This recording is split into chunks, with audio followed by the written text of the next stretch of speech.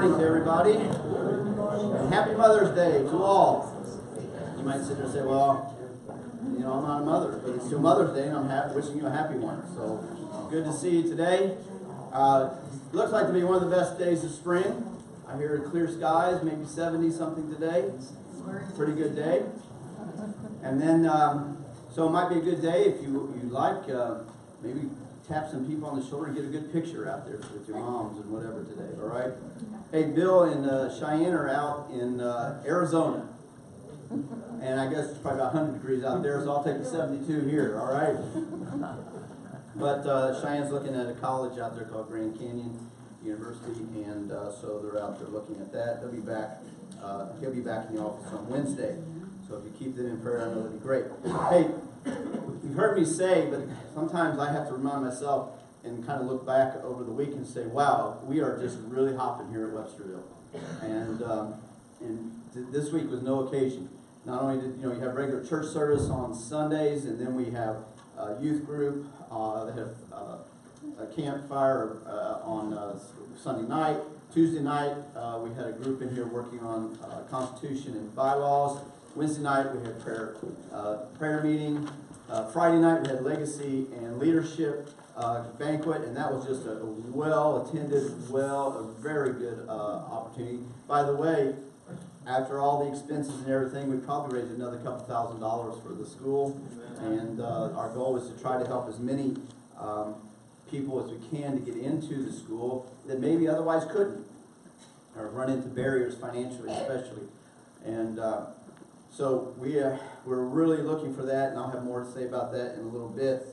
And then we're here on Mother's Day, and I want to just right now recognize all of our mothers here today. Would you just stand for us right now? All of our mothers. Would you just stand for us right now? Let's give them a loud round of applause. All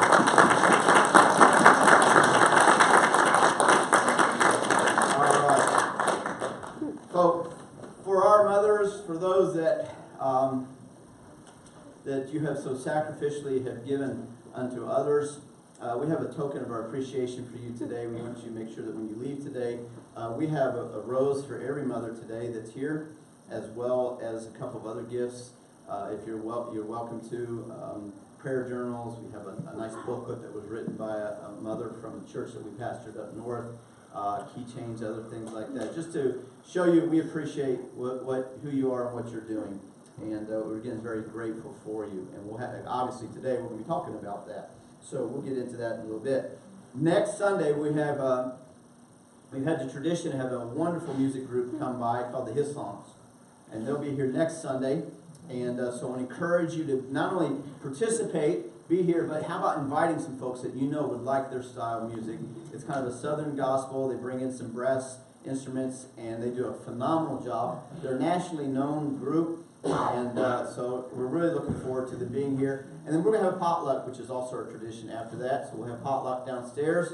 And right now is going to be providing, I think, the meat. I think it's going to be barbecue chicken. If you could bring vegetables and dessert, that would really be cool, okay? Whatever you can do in that area.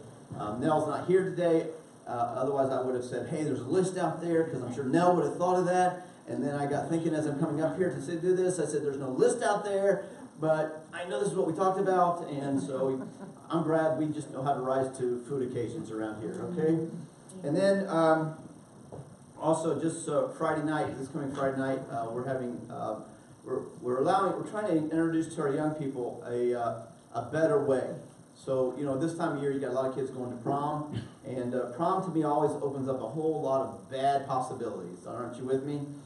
However, we're going to do a formal on Friday night. We have a nice meal over at Capitol Plaza, and then we're going to have an activity right over at Berry Town called Knocker Ball. Anybody ever heard that, seen that? Right out here is this display, and you want to know what Knocker Ball is, it's there. You kind of get in these big things that look like beach balls, and you just bump into each other, all right? And I think it's a blast. And so if you want to participate, just see Tim, all right? He'll be out there with you. And then I think we have a men's breakfast scheduled for this Thursday. Is that correct, Barry? So over at Wayside, men's breakfast at 8 o'clock. It's been a great turnout over there. I want to encourage you to come on out and participate. Get a big section over there at Wayside. Good food, good fellowship. Starts at 8 o'clock. And then trustees meeting this coming Saturday at 3 o'clock. We're getting into that realm of talking business and finances coming up for next year. So if you can be there, it'd be great. If you have any input, that'd be great too. All right. We want to keep in prayer also Ken and Thelma Carpenter. Ken has to go down tomorrow to a doctor's appointment to kind of get some consultation on something that, we never like those kind of things, right? When the doctor says, come on, we got to talk. And let's keep Ken and Thelma in prayer. Particularly, Ken is looking at some possibilities, some surgery. And so we want to keep him in prayer. Thankful for Peter and Mary going down with him tomorrow as well. So just to help out. So let's have a word of prayer together, and we'll get into our services. God, again, thank you for grace.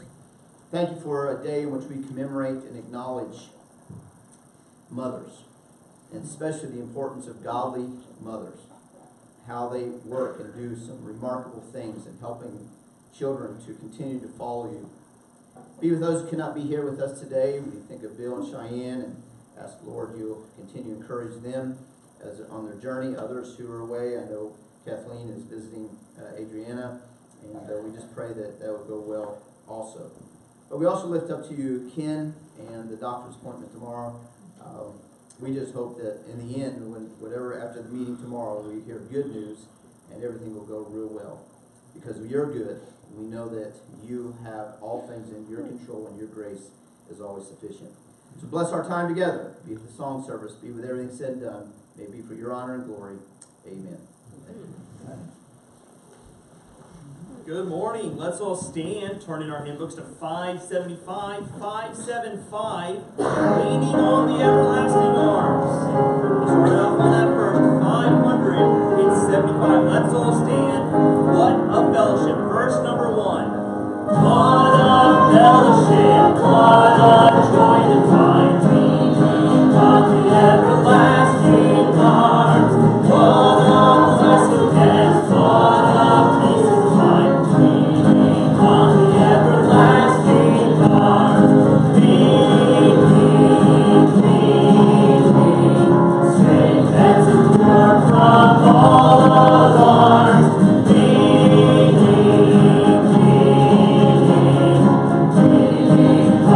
Everlasting arms. Oh, how sweet to walk in this silver train, leaning on the everlasting arms. Oh, how bright the path grows from day to day, leaning on the everlasting arms. Safe and secure from all alarms.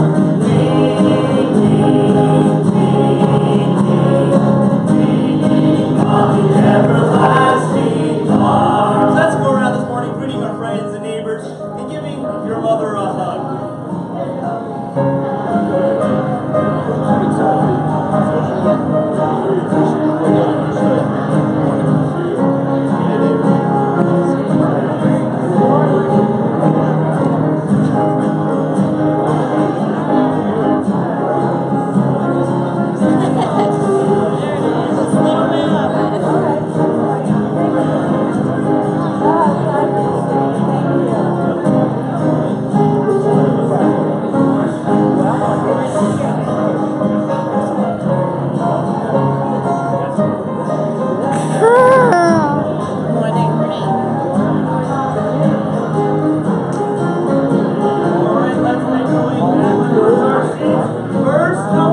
You look nice.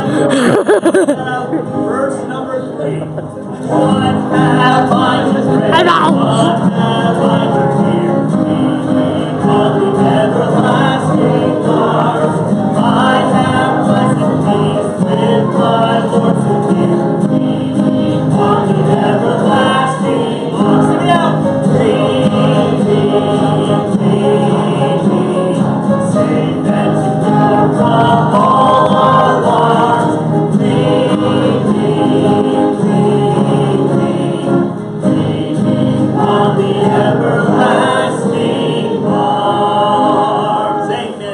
remain standing for the middle. The Lord lives, blessed be my rock.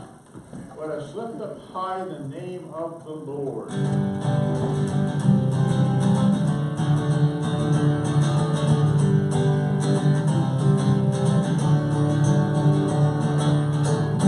Lord, I lift your name on high.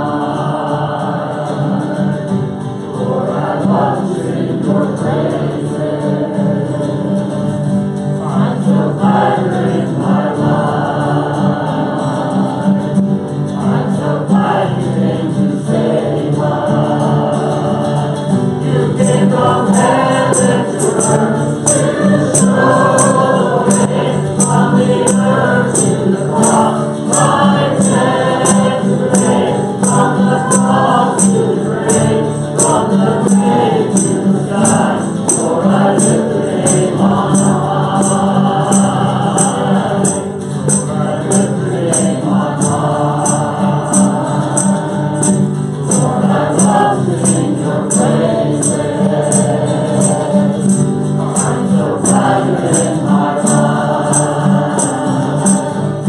I'm so glad you came to save us.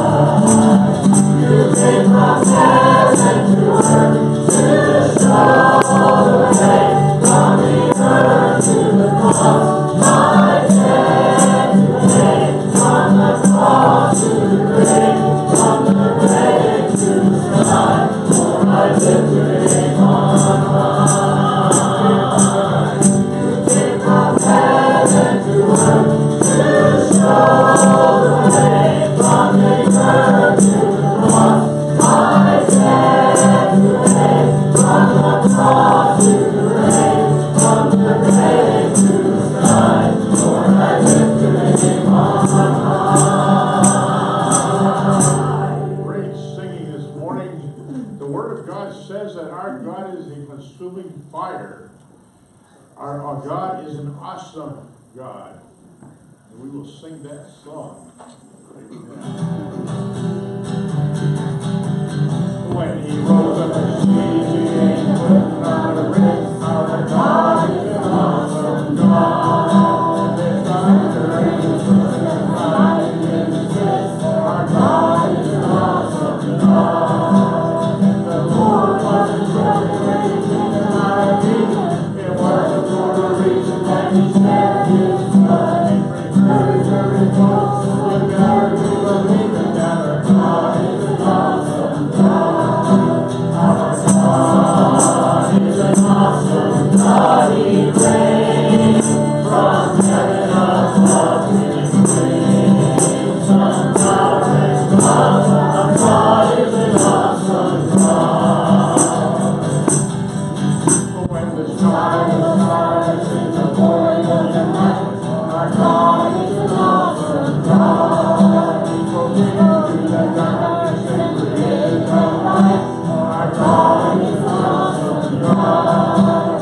The curses of wrath he poured out of Sodom, mercy and grace he gave us at the cross. I hope that we have not forgotten that our God is an awesome God. Our God is an awesome God. He reigns from heaven above his wings. From power and love, our God is an awesome God. Our God is an awesome God. He reigns from heaven above his wings. From power and love, our God is an awesome God. Our God is an awesome God. He reigns from heaven above his wings. From power and love, our God is an awesome God. This next one is taken right from Psalms 119. Thy word is a lamp unto my feet and a light unto my path. And written by Amy Branch.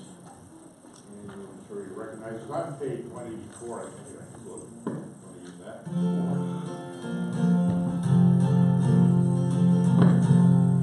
Thy word is unto my feet and a light unto my path.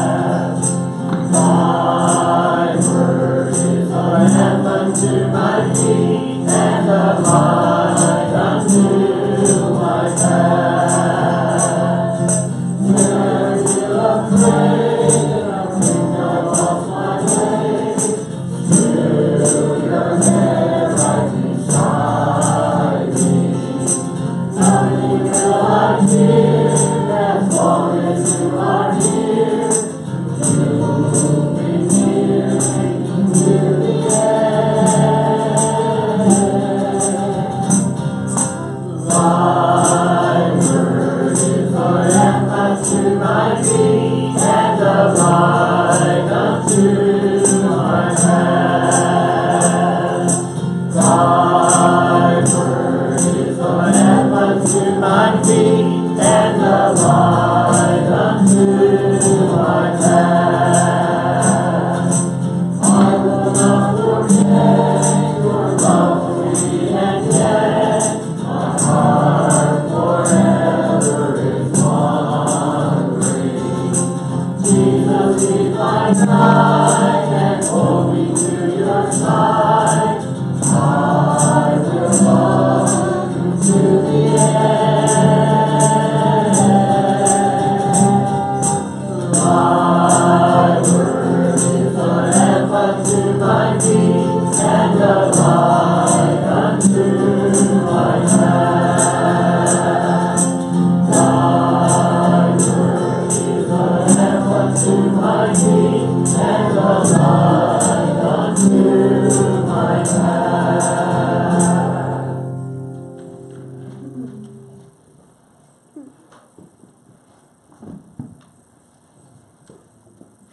When Chris Tomlin was asked to write an additional part to the hymn Amazing Grace for the movie release in 2007 about the life of British abolitionist William Wilberforce, he wasn't too sure he wanted to change that popular song. I was completely floored when they asked, of all people, me, to write a new verse for one of the most sacred and recognized hymns of all time, Tomlin said. At first I was like, no, you don't mess with that. But then God got me thinking about slavery, and these words just came out. My chains are gone, I've been set free. My God, my Savior, has ransomed me. And like a flood his mercy reigns. Unending love, amazing grace. Romans 6:6-8. Knowing this, that our old man was crucified with him, that the body of sin might be done away with, that we should no longer be slaves of sin. For he who has died has been freed from sin. Now if we died with Christ, we believe that we shall also live with him.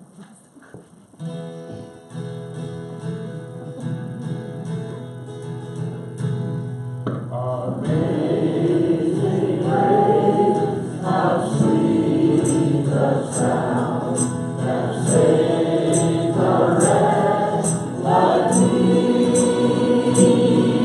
I once was lost, but now I'm found. Was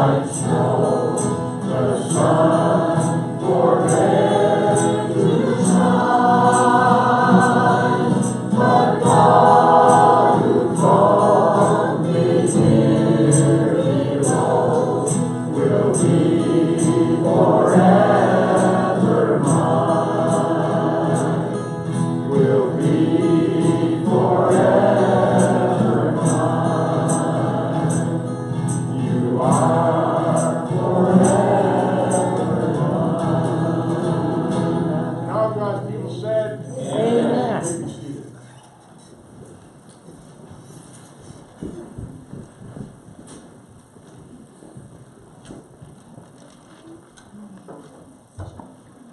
All right, we're going to have our young children come on up for the special this morning, so come on up. And participate. Come on up. Come on up. Come on up. While they're coming up, or maybe not coming up, let me share a couple of things with you. Legacy Banquet was really phenomenal the other night. How many have ever been to the Granite Museum before Friday night? Let me just encourage you, what a good thing going on down there on the Berry Montpelier Road. And the venue was just really good for us. And we had a lot of good things going on that night. We honored 4 of our educators from this school. One is in this room today. And I'd like to just recognize Deli Carpenter for 40 years of service for our school.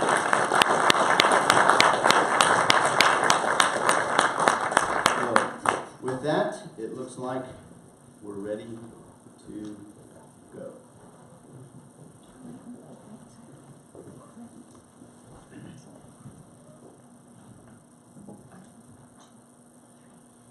Deep and wide, deep and wide, there's a fountain flowing deep and wide. Deep and wide, deep and wide, there's a fountain flowing deep and wide. Wide and deep, wide and deep, there's a fountain flowing wide and deep. Wide and deep, wide and deep, there's a fountain flowing wide and deep.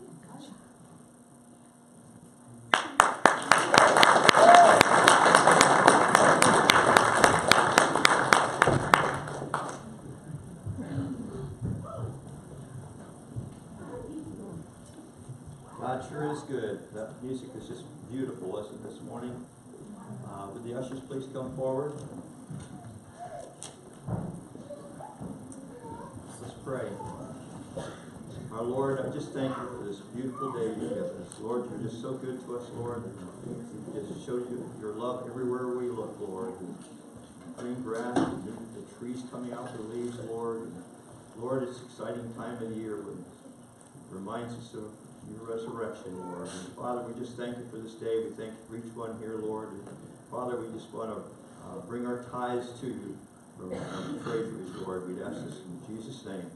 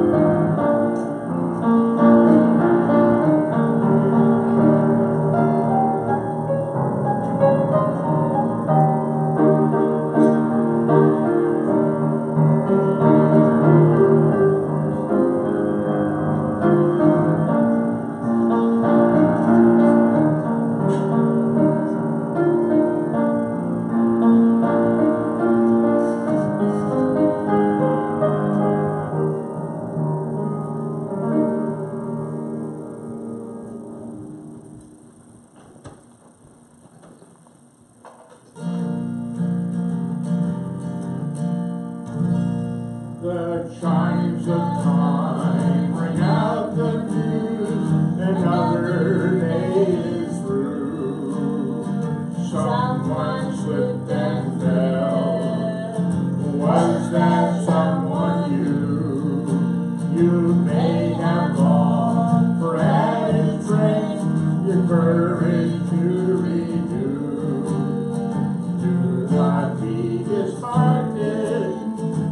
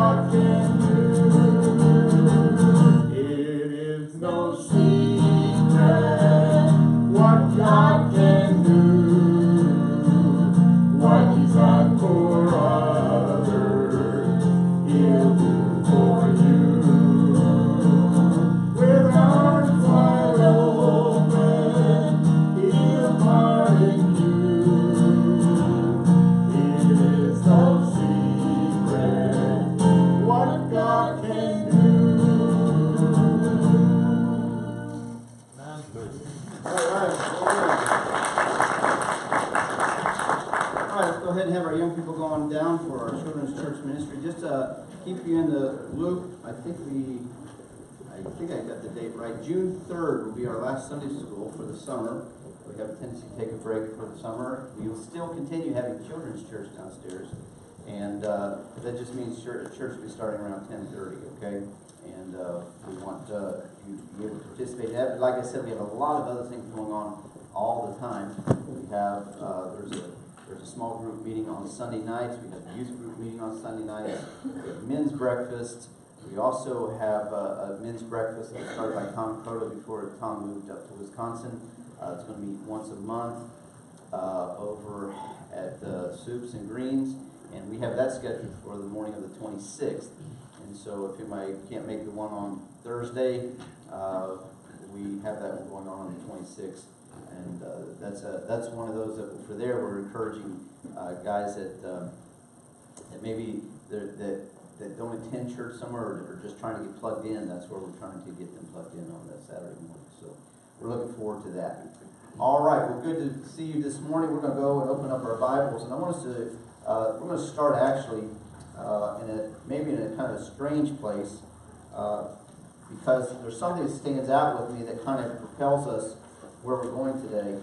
And I'm actually looking at going first to 2 Chronicles chapter 29, verse 1. 2 Chronicles chapter 29, verse 1. You know, there's all kinds of motherly accolades going on out there.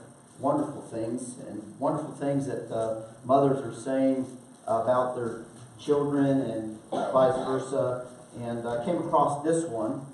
I'm not going to identify who I got it from. I'll let you try to figure that one out. It says this. This is a mother to her children. My promise to my children, I am not your friend. I am your mom.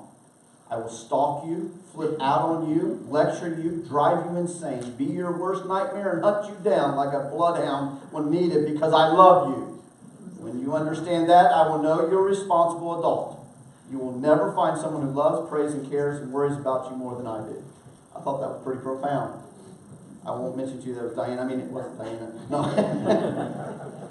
No, it was actually someone I'm acquainted with from up in the North Country. But I thought that was pretty good. I know we don't encourage that behavior. I know she was doing it in jest.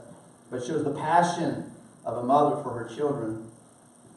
And I like the kind of the way that she said that. So today we are going to be looking at Mother's Day. And in particular, the title of today's lesson is a powerful influence of a mother. And so what I do, as always, I always call on those that are near me to help out. And so I need Kyle and Caleb, and I need David and Jesse, if you would. The handouts are right there on the corner in front of Brother C. If you could get those handed out, we have handouts about our study today. This is a day in which we recognize moms. And I want to be very sensitive to the fact that in our midst, wherever we go today, there are some hurting moms. There are some hurting moms because their children have passed on. There are some mothers who, in essence, are mother in heart, but were never allowed to have children. There are those that have children, but they've walked away from the Lord, or they haven't been doing the things that you would love to be able to brag about or to be around. We have those in our midst that are foster mothers and those that have just taken upon themselves to be motherly. And if you're here today, I want to encourage you in two aspects about mothering that we can still fulfill in one sense. One is, I asked Ann Blodgett, they have a program with Anna Jolly in which you could volunteer to help to support one of their kids over in Kenya.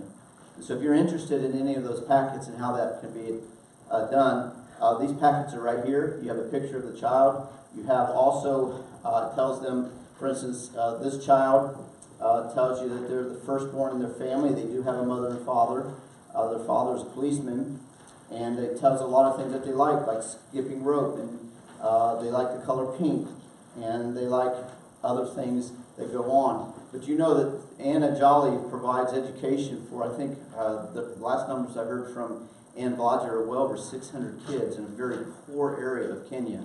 Well worth the possibility of helping some of these kids get a good education, and obviously it's in the Lord. And while that's going on in Kenya, we are basically trying to do the same thing here through Websterville. And if you'd like to become what we call one of our legacy builders, you can contact us at the office, or you can take one of these cards, and all you need to do is just put your name on it, tell us how you would like to help out as a legacy builder. One area is pray. You could take, we could give you a list of some of the things to pray about here in the school, and you could be praying about. You could join in. We have some people that stepped up. I'm thankful for like Wayne and Barbara. They were looking for something to do, and I said, well, we've got some things to do around here that need repaired, and maybe some paint and that sort of thing, and they're just jumping right in. Maybe that's something you could do to help out. And then maybe you could help out financially, because not everyone has the ability to come to a private school, and we do a lot of things here to help.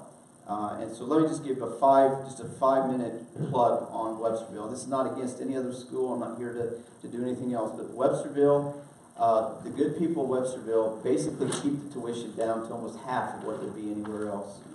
The average cost of tuition in a private school is around $10,000, and we're able to do it for about $5,000. By the way, in public schools, it's around $15,000 to educate a child. And so there's a lot of talk about how some towns could even try to get their kids to come here and save them $10,000 if they could do that. But the state of Vermont is not quite there yet. But states like Ohio and Florida and Nebraska have a voucher system where the money follows the child wherever school they want to go to.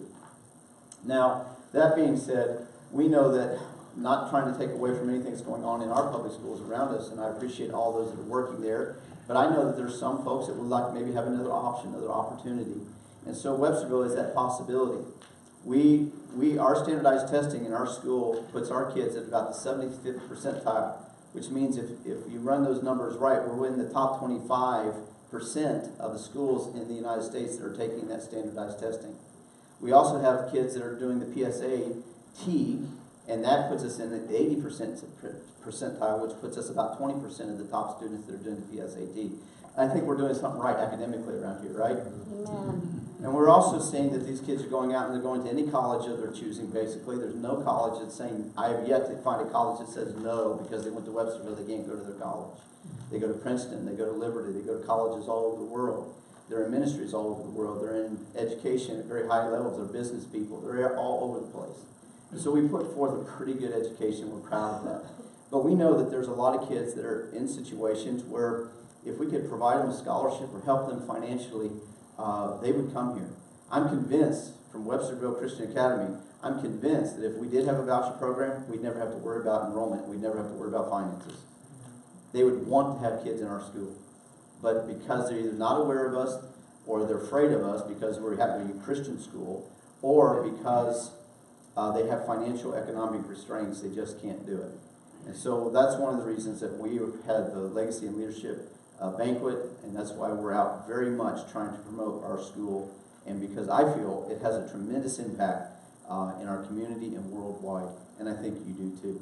So that's another thing you can do, is maybe sponsor a child and help a child to get through the education process here. We can talk to you about that more. If you want to know some other facts and benefits about Websterville, please go ahead and pick up one of these cards. This gives you a real fast indicator of what we're doing and what we're doing right and what we're doing well. Okay? And you can pass it along to anybody you'd like. If they want to talk to us, they want to have an appointment to see the school, have a meeting. We are also providing financial aid. So all those sort of things we want to go ahead and do. All right? So with that, a little 5-minute, 10-minute commercial. Let's move on.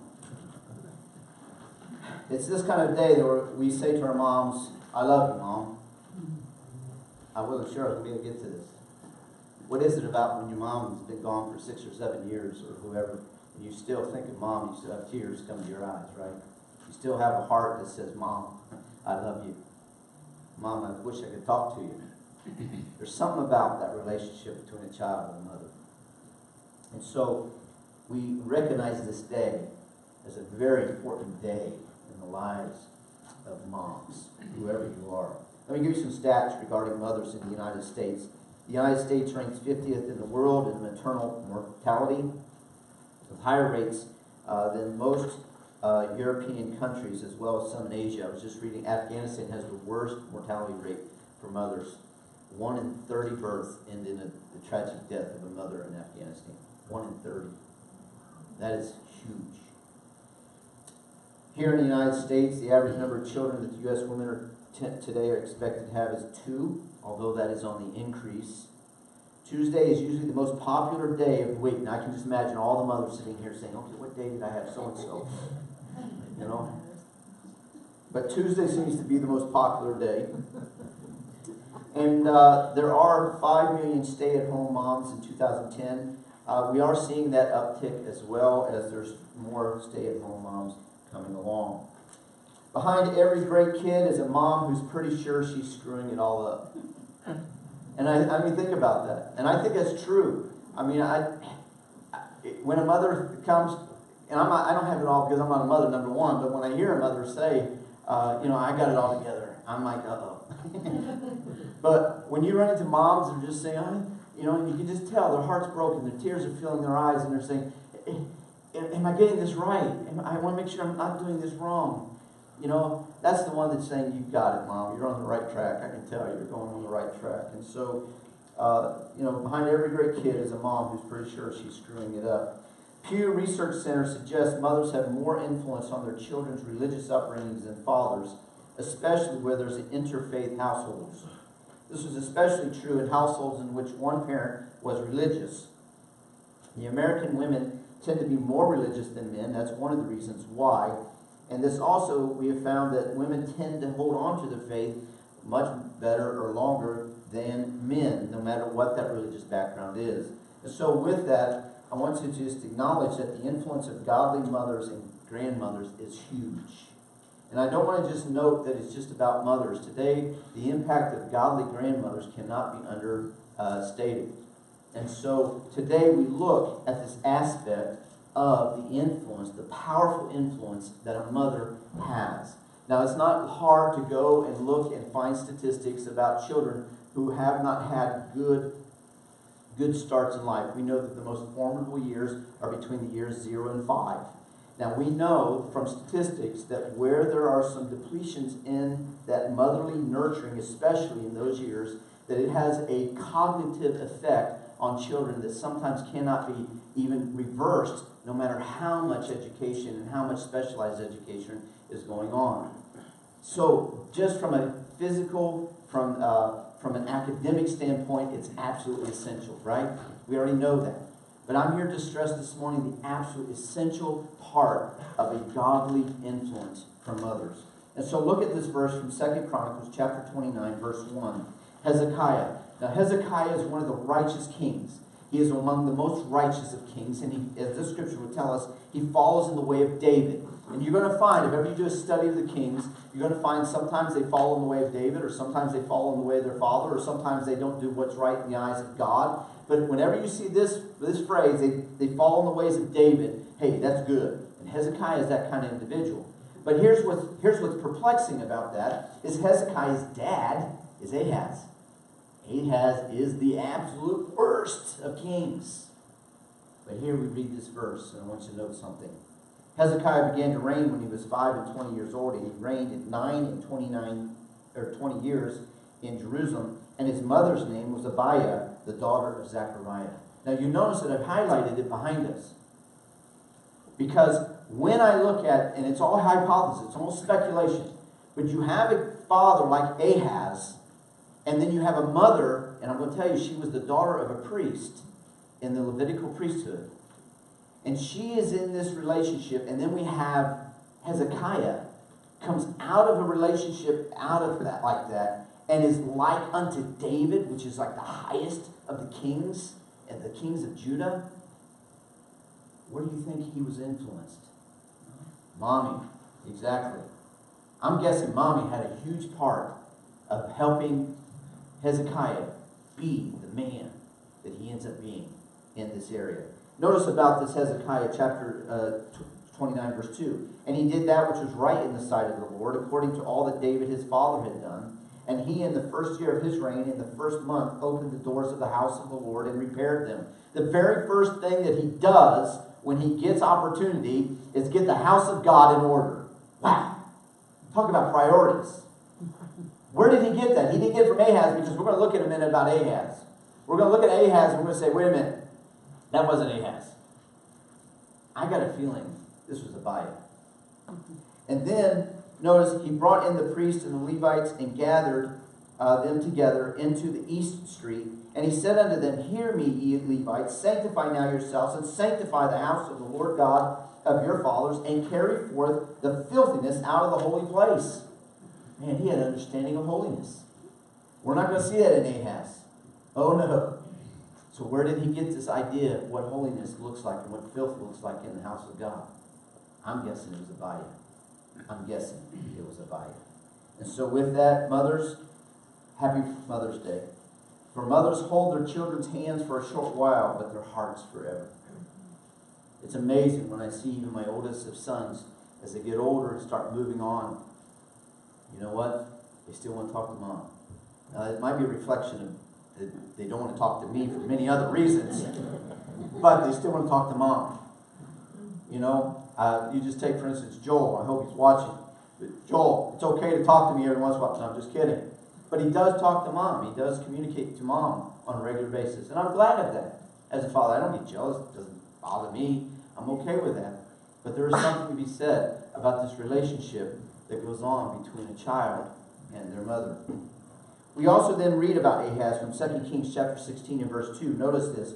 20 years old was Ahaz when he began to reign, and he reigned 16 years in Jerusalem. And notice this, I have it highlighted behind us, if it's up there, and it is. It says, did not that which was right in the sight of the Lord his God, like David his father. Notice these three things that stand out about Ahaz, Hezekiah's father. Number one, he walked in the way of the kings of Israel. Israel and Judah. There was a split division in the country. And as a result, the northern tribes, which is Israel, they start following paganism. Judah and Benjamin are the southern tribes, and Judah obviously is the one that eventually we get the reigning King of Kings and Lord of Lords, Jesus Christ. Now, the northern tribes are being heavily influenced, and they're going into paganism. So this Ahaz, even though he's king of Judah, is now aligned with the kings of Israel, and notice what he does. But he walked in the way of the kings of Israel, yea, and made his son to pass through the fire according to the abominations of the heathen, even the Lord cast out from before the children of Israel. And then he sanctified and burnt incense in the high places and on the hills and under every green tree. Now the significance of this is that some speculate, was this actually child sacrifice? And I don't think it was. However, I do think that the child had to walk through fire, and as a result, oftentimes would be scorched or hurt.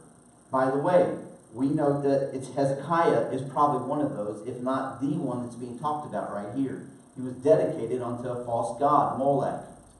Isn't it interesting that even in spite of that influence, that if my conjecture is right, that we have then a strong, powerful influence from a godly mother on Hezekiah that caused him to go in another direction. Then we also know from Ahaz is that he walked in the ways of the kings of Israel, which were very secular, very pagan. He has his child go through the fire and dedication, like a baptism, unto a pagan god, probably Molech.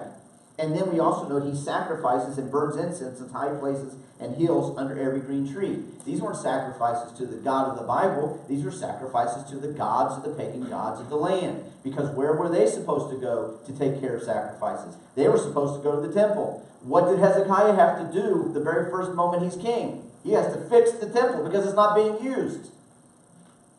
We have Ahaz going everywhere else to do certain sacrifices which were against the God of the Bible. And Hezekiah says the very first thing we're going to do is get back to the sacrifices of God according to the Bible. Where did he get that? I'm going to guess it was his mother. Billy Graham says this: only God himself fully appreciates the influence of a Christian mother in the molding of character in her children. And I concur. I will not be able to even touch the imprint of the mothers in this room or the mothers that I have come across who have put such strong emphasis upon serving the God who is in their children's lives. Now let me say this, because there may be sitting in our room mothers whose children they know are not serving the Lord right now. May I just say, understand that we as parents have a responsibility to train our children in the way they should go. Guess what? Our children have a responsibility in making the decision which way they're going to go. You got it? Yeah. We all, I believe strongly in a biblical distinctive called soul liberty and responsibility. We have the liberty to make our choices, but we also have to suffer the consequences one way or the other on the decisions that we make. Especially if they go contrary to the things of God, there are some consequences that are not going to work. And so with that, I can't say that, hey, there's a special formula that's going to make every child want to follow the Lord the way that you follow, the way you expect. This I do know. Train up a child in the way that he should go, and when he is old, he shall not depart from it. Now that means that if I give them a good basis, I have found over and over again, even though that child may slide away from God for a while, I find often at the end they tend to come back. Now, that being said, what's happened through that period when they were left the Lord and when they come back to the Lord? They probably raised some children too, haven't they? It's possible they've gone in the wrong direction. That's what they'll have to answer for.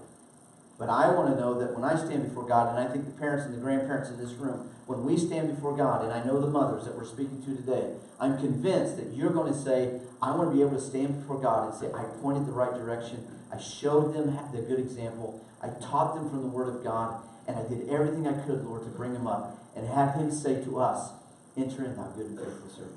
Amen. You were faithful with that task. Amen. Rachel Jankovic writes this: motherhood is not a hobby, it's a calling. You do not collect children because you find them cuter than stamps. It's not something you do if you can squeeze the time in. It's what God gave you time for. There are a number of mothers in the Bible that we could turn to today. We could turn to them for the good, we could turn to them for the wrong. But we'll just note some of them, like Eve. Eve is the mother of all living. We know Sarah, the mother of the promise. We know Jochebed, the mother of Moses, who made a risk of faith in putting his child in the reeds. We have Rahab. Remember, she was called a harlot, but think about the fact that this repentant mother is in the lineage of Jesus Christ. We have Mary, the mother of Jesus, and we can go on and on and on to study these mothers. But I want to talk a little bit more about Abihu's influence. Notice this from 2 Kings chapter 18, verse 5, regarding Hezekiah. He trusted the Lord God of Israel, so that after him was none like him among all the kings of Judah, nor any that were before him. Where did that influence come from? I'm going to tell you, I think it was Abiah. I think it was Abiah. And I want you to note that he was noted for trusting the Lord. I have to believe that Abiah, in a relationship with a husband like Ahaz, who was not leading in the way that he should be leading in his home, she still was going to trust the Lord. She was still going to pray for her son. She was still going to try to influence that child in the way he should go. And guess what? Hezekiah honored his mother by doing it. May I just talk to the young people today who you know, if you're in this room, and you know the path and the direction that your children or you have been taught in by your parents. May I just encourage you that one of the best ways that you can honor your father and your mother, honor your Lord, is to go in the direction that they've taught you to go. There is no other direction. There is no other way. So let's look at another king that's been taught by a mother. Notice in Proverbs chapter 31, verse 1, the words of King Lemuel, the prophecy that his mother taught him. When we get into this chapter, we get to look at the virtuous woman. I'm not going to get into that today. That's a great study and a great topic for Mother's Day, but we're not talking about that today. What we are going to talk about today is the influence, a powerful influence of a mother upon her children. And note that the two examples that we've just showed you today became kings who had tremendous influence over peoples, nations. The words of King Lemuel, the prophecy that his mother taught him. Chapter 31, verse 2. What, my son, she would say, what the son of my womb, and what the son of my vows. I want you to note that I have these numbers, 1, 2, 3, 4, 5, because we're going to talk about 5 things that mothers can do today. Mothers or grandmothers can do to teach their children powerfully and influence them in the things of God. I'm going to show you. 1, 2, 3, 4, 5. Notice then also verse 3. Give not thy strength unto women, nor thy ways to that which destroyeth kings. It is not for kings, O Lemuel, that it is not for kings to drink wine, nor for princes strong drink, lest they drink and forget the law, and pervert the judgment of any of the afflicted. Give strong drink unto him that is ready to perish, and wine unto those that be of heavy hearts. And so let's talk a little bit. Number one, 5 things mothers can teach their children. Number one, notice she right away starts off with this idea, the son of my vows. You know what we can do as parents right off? The very first thing that we can teach our children is that it's right to tell the truth. It's right to give your word. It's right to maintain your word. And so be a person of integrity, trustworthy, and persevering. Notice what Matthew 5:37 says. Jesus says these words. He says, but let your communication be yea, yea, nay, nay. For whatsoever is more than these cometh of evil. We say we're going to do it, let's fulfill it. If we're going to talk before our children, help those children not to know that there's a deception in you. Help the children to know that it's important, even to this day, to be people of integrity, people of trustworthy and persevering. And may I just say that wherever we are today, whether you're listening to the news, how many of us will listen to the news and say, I wonder how truthful that is? You know what I'm saying? You know what I'm saying? But you know, years ago, we never had to ask that question. We just accepted that was true. Today, we sit there and say, I wonder what the other side of the story is. And so we have already children involved in a culture that is constantly inundating them with the idea of, you know what, it may not be true. May they never say that about us as parents. May your children, my children, never say that we lied to them or we never fulfilled our word. Notice that Lemuel's mother said, the son of my vows. She took her word seriously, and she gave her word, she fulfilled it to the best of her knowledge. First thing we can do help our children is just by our example. When we say the truth, mean the truth. When we say our yea, let it be yea. When it's our nay, then let it be our nay. And if we can't do what we said we promised to do, then we have instruction to go back to that individual and say, hey, I thought I could do it, but I made a mistake. What would you have me to do now? And humble ourselves before that individual and see what they say. We trust the Lord. Secondly, notice this. Excuse me. Of the 5 things that mothers can teach their children, he says, give not thy strength unto. Now remember that the book of Proverbs is a book of metaphors and symbolism. But there is something to be said on this area where it says, the mother, remember it's the mother that says to the son, give not thy strength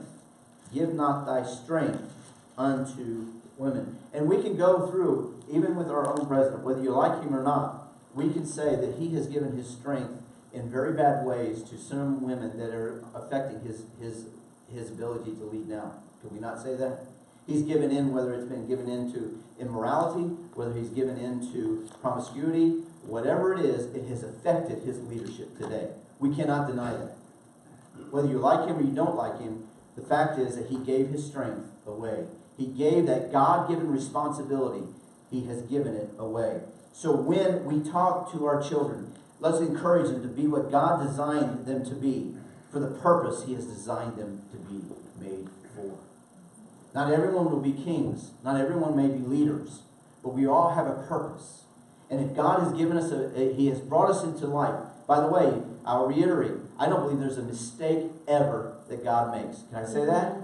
And if we believe that all life comes from God, then any life that has come forth by the way that God said it should come forth is not a mistake. Amen. It means that there is a purpose that we cannot define or we cannot know. And I don't know where you may be on certain issues regarding, for instance, Alfie over in England and that whole scenario. The fact is this. There was a reason this child came forth with the diseases that it had, and we cannot always know where it's going to go. I respect the right of the parents to choose what they think they need to do. But the fact is that whatever child comes, whether they come into this school, whether they're down in our Sunday school, whether they're down in our children's program, or whether they are our own children, they're our grandchildren, or they're children that have been entrusted to us to watch and care for. Let's encourage them with number 1, they were created by God. And number 2, they were created with a purpose. And although we can't always see the purpose of where it is and where it's going to go, we know God has something in mind. And so let's encourage them to be that kind of individual and not give their strength, that force that ability, that giftedness that God has given them to someone else that would love to take it away. And so Jeremiah 1:5 says, before I formed thee in the belly, God said to Jeremiah, I knew thee. And before thou camest forth out of the womb, I sanctified thee, and I ordained thee a prophet unto the nations. God has a purpose for every one of us, whatever that purpose may be. Number 3, notice when we read the text again, he says, give not thy strength to the women, nor thy ways to that which destroyeth kings. That which destroyeth kings. In other words, be responsible and faithful with the gifts and liberty you have. You know as well as I do, if I have a lot of liberty, I have the opportunity to lead and rule and make decisions. That means it comes with a lot of responsibility. As mothers and fathers, we have been given a lot of liberty in our homes. Let's not abuse it so that our children see two standards. As parents or as people in our workplace, if we have responsibility, we have liberty to lead. We might be the boss. We might be the manager. We might be this. We might be that. We might be the owner.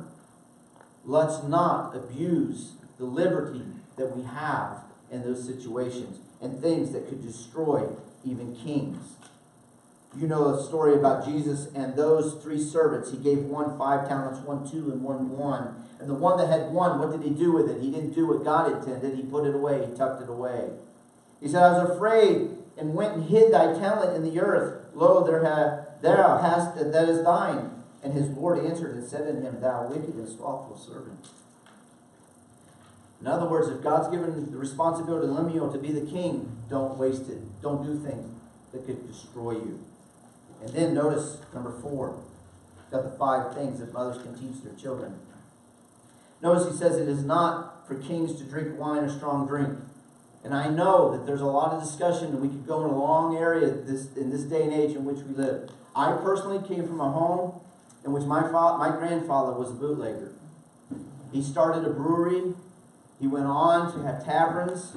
He ended his life as a beer salesman. A lot of alcohol in my home. My mother was an alcoholic. My aunt was an alcoholic. My grandfather drank a lot. I know what happens with those that are heavily involved in alcohol. And you do too. Today I heard just yesterday that the number one thing that's causing people to be pulled over today is not alcohol for drunk driving. It's drug driving. So we have alcohol, we have drugs. May I just say that we are given liberty, we should have responsibility. But let me rephrase it this way. Beware of that which can intoxicate and skew your judgment. Amen. Beware of that which can intoxicate and skew your judgment. We ought to teach our children how to have discretion and how to be prudent. How when they're watching movies today that years ago we would never allow in our homes, and now the movies are coming across whatever stream. Could be Facebook, could be YouTube, could be at the movie house, whatever it is, that we teach them that there is to be prudence and discretion in the things that they watch. Because these things can be intoxicating. These things can be numbing. These things can be skewing of judgment. And we need to be careful of that. And so, how can we help our kids to know that? May I just say, when we finally get to the end, we better know our Bible. Parents, we've got to know our Bible if we're going to teach what is right, what is wrong, and how to know the difference. And so, we need to beware of those things. It could go as far as into sexual sins. It could be pornography. It could be alcohol. It could be drugs. It could be gambling. There's a lot of things out there that are intoxicating and can skew our judgment, right? Let's help our children to understand where they are. And may I just say, you have to parent the way that you have to parent. You have to do what you think you have to do with your children. Sometimes, it might be better to guide your children through the sloth and through all the stuff that's there, rather than try to keep them out of it. One of the things, and I may sound like a double standard here, but there's one thing I've said with my own kids, and I'm not saying we got it all together. I don't. The experiment is still going on. But the fact is that sometimes, it'd be better to walk through the valley of shadow of death with them than to have them go by themselves. You get what I'm saying? Sometimes they may be in a situation where you say, okay, I know what I did when I was in that situation, and I was unsaved. Let me give you some counsel about what to do when you finally have to walk into that situation. Because it's coming. There isn't a day that our children are not clicking on their computers sometimes and seeing something that could be pornographic. Are you getting what I'm saying? There isn't a day when they're not watching something on television that something doesn't sometimes come across that's pornographic. There isn't a day if they're watching something on the news and there is an ideology or a philosophy that goes contrary to the Word of God that they might hear and have to put in place. How does that apply to my worldview? There's not a day where they don't walk into a store, wherever that store is today, and not see alcohol and not see other things that they might be wanting to say, why not? Well, here, let me give you an idea. Why not? You know what I'm saying? And so we need to train our children to beware of that which can be intoxicating and skew judgment. And then number 5. 5 things mothers can teach their children. Give. Give. We live in a day and age when giving seems to be very hard. Compassion may be at its lowest. Do you realize that those that have the greatest amount of money give the smallest percentage of that income? The greatest givers are people like you sitting in this room right now, who give the tithe, which might be 10%, and you give above the tithe, which may go as much. I know some people have given as much as 25, 30% of their income and still live very, very well, even though they live below the standards of some. But those that have millions and even billions of dollars, what is the average amount that they give, percentage-wise? Anybody know? 3 to 5%. 3 to 5%. In other words, I always often think myself, and you probably do too, what do they need all that money for? When they have the opportunity to give so much more to certain things. Now, I get that they're giving large amounts, but think about it's just 3 to 5% of what they have. And there are people, like I said, that I know that give larger portions and have so much less. Let's teach our kids to give. And so, notice what the scripture says here. He says, give strong drink unto him that is ready to perish, and wine unto those that be of heavy hearts. By the way, it's in, what was it? It says municipal purposes. And today we do that for pain, don't we? We do that for people that are stressed, that need some help, maybe with some of the mental stresses that they might be going through. That's what the scripture is talking about. It says, let him drink and forget his poverty and remember his misery no more. Open the mouth for the dumb and the cause of all such as appointed to destruction. Open thy mouth, judge righteously, and plead the cause of the poor and the needy. And so we need to teach our children to be ready to come to the aid of the needy with compassion. And may I just encourage you, one of the blessings about being in the ministry with children is that they always are giving that opportunity. But sometimes you don't have that opportunity where you're at. May I encourage you, get involved in something with your children. Help them to, whether you participate in a soup kitchen, whether you get participating here at the church and your children are coming and they say, well, why are we going to church today? It's not Sunday. Because we're going to go and participate. We're going to go help so-and-so. Or, why are we stopping here, Mommy? Why are we stopping here? Because we're going to help so-and-so with a meal because they had a tragedy in their life. Mm-hmm. We're here. Why are we going to the hospital? Why are we doing this, Mommy? Why are we doing this, Dad? Because we're going to help someone. We're going to give them something they need because right now they need some help. Let your children participate in those areas and it will help them to understand the importance of giving. And so be ready to come to the aid of the needy. And that means as parents, we need to do that. We need to be prepared at any moment to try to come to the aid of the needy, wherever that might be. The scripture tells me, but when he saw the multitudes, Jesus looked upon them. He was moved. Who? Jesus. Jesus was moved with compassion when he looked upon the multitudes, because they fainted and were scattered abroad as sheep having no shepherd. Then saith he unto his disciples, the harvest truly is plenteous, but the laborers are few. I would just echo the cause that David was saying when he was looking at Goliath, and what we used as a theme on Friday night. Is there not a cause? Is there not a need? And what does Jesus say? Yes, you will have the poor with you always. There is always going to be a need. What does he ask us to do? Fundamentally, we can pray. We can pray for more laborers and more arms, more hands. Where are we going to get that workforce? I think God gave it to us. It's our children. That's how we teach them. You may have heard the story of a gentleman by the name of Christopher Yoon. Christopher Yoon. Let me read a little bit about this. His mother and he wrote a book called Out of a Far Country.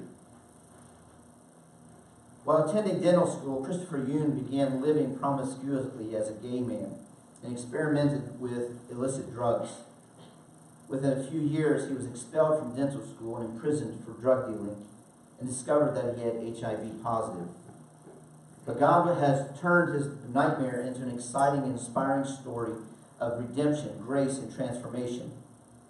He holds a bachelor's degree from the Moody Bible Institute, which we had the chorale here back in March. And he has a master's of arts in biblical exegesis from Wheaton College Graduate School. He is currently pursuing a doctorate of ministry from Bethel Seminary. He teaches at Moody while speaking around the world. He is a featured award-winning documentary, Hope Positive, Surviving the Sentence of AIDS, and he has co-authored the book with his mother, Out of a Far Country, A Gay Son's Journey to God, A Broken Mother's Search for Hope. You might see behind me now the pictures of who this Dr. Yoon is and his mother. And I draw your attention primarily to the center top, where you will see a little, what looks like a room. How many have seen the movie War Room or have heard of it, of another mother's venture into prayer? This was actually an unused shower stall in their house. And this became her prayer closet. And on the walls you will note sticky notes of the things she was praying for, and especially for her son. You will also note to the right of that picture is a long list of things that she wrote out as the blessings that came as a result of that little prayer room. I listened to his testimony the other day on Moody Radio. And when he was thrown in jail, he had nowhere to turn. He said, you know, you always hang out with people that are in that culture that say, hey, we'll be there for you, just give us a call. He said when he was thrown into jail and he's at the low of the low, he couldn't get a single one of them.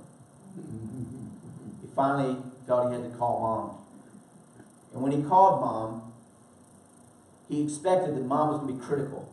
Mom was just going to say, see, you deserve it. He said the very first words he heard out of his mom's voice was, are you all right? It totally changed his conversation from that point on with his mother. And she goes on to give the testimony. She said, I didn't know how this was all going to turn around. I didn't know, but I knew God was preparing my heart for the day when I would be able to speak with him again. And she said, I'm convinced that through my praying for him, he prepared my heart, that when I talked to him, I did not have a critical spirit. I just showed a compassionate, caring heart. It changed everything. And to this day, he has repented and back on the path. Amen. The influence, the powerful influence of a mother. But may I just say, there's nothing more powerful than the powerful influence of a godly mother. And so, moms, we thank you for the beautiful metamorphosis that you're doing all the time in the lives of your children, your grandchildren, and the children you've been entrusted to care for. Now, my mother was an alcoholic.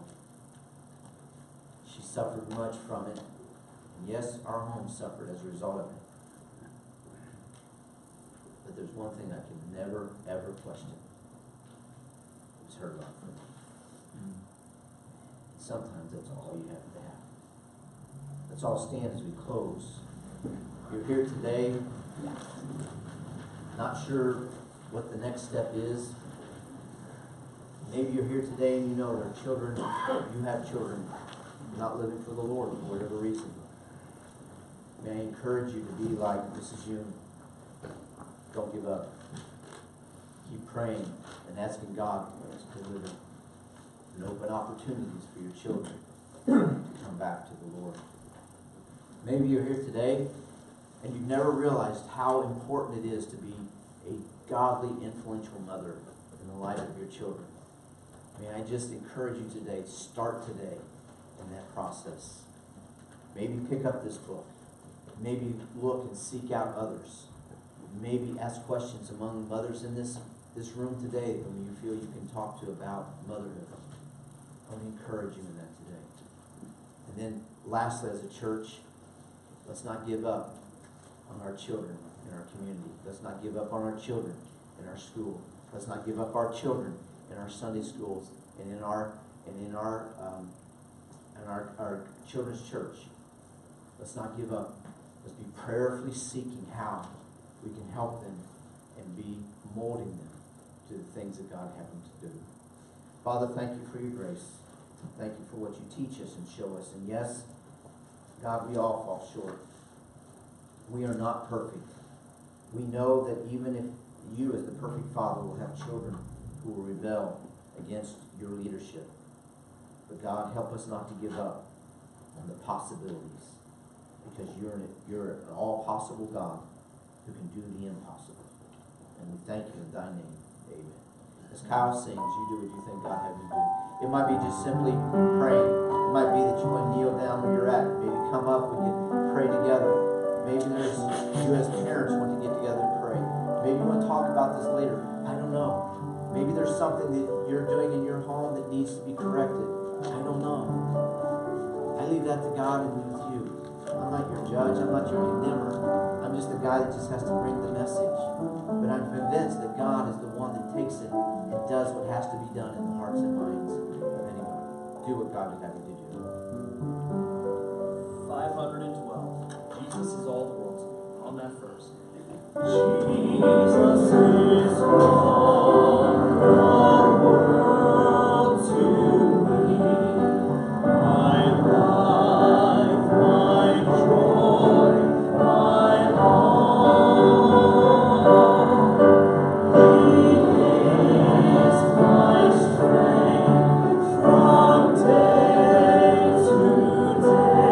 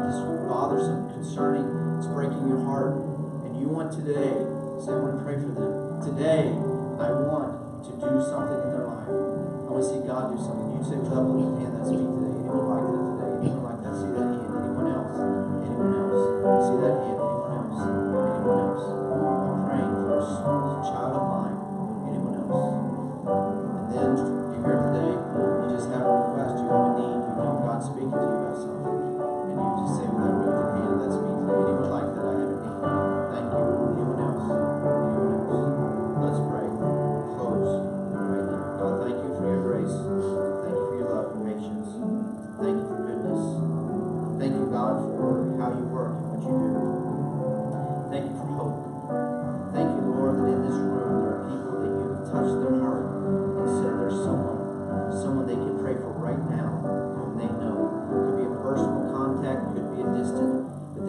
Somebody right now that you have personally placed on their heart and their mind and you're praying for.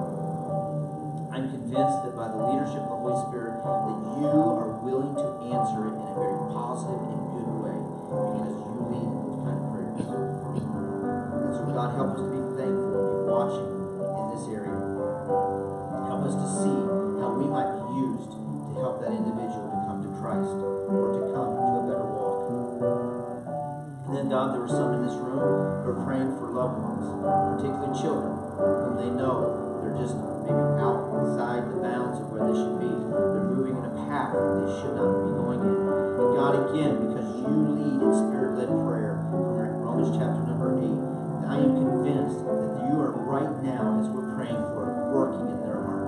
Right now, starting this day, this moment, there is something happening that's changing. It could change their course forever. So God, we're praying and thanking you and praising you for that. And then there may be, God, some in this room, they know there's some situations, there's something that needs to happen. And they're lifting up their hearts to you. And again, because it's Spirit-led, from Romans chapter number 8, we're going to praise you that there is an answer coming, and we know it will to your glory. It's in your name we pray. Amen. As we sing on this last verse. Verse number 4. Jesus is all the world to me. I want no better friend. I trust him now.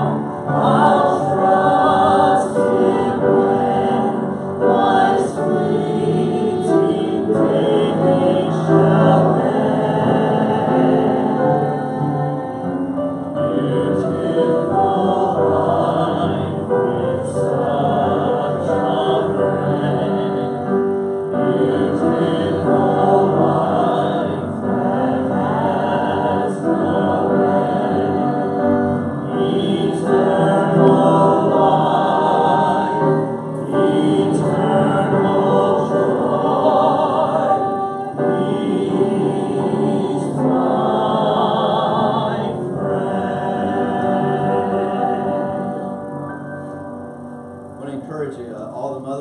Don't forget, we have a rose here for you. Come up and maybe I'll try to be up here to help out with them. Just remember the roses, all right? So I'm not sure all the thorns have come off of them, the prickly